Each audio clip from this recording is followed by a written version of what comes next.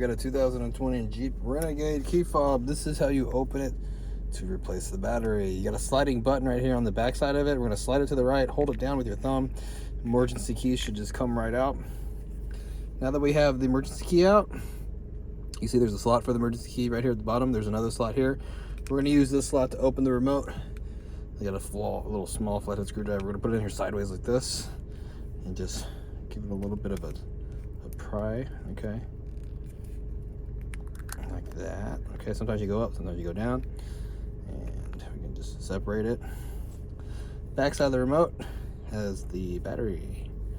So we're gonna go right here. There's a little slot on the bottom of it. You can just pop it right out, no problem. Battery size is CR2032. If you need a battery, I'll have a link in the description box where you can buy the battery from Amazon. So check that out if you need it. But there's a positive sign right here. It's gonna be facing down. See this contact we have here? We need to put it up against that contact first, and then we can slide it in like that, okay? Then we just get our two halves, put them together, start at the top, work our way down, snap it together.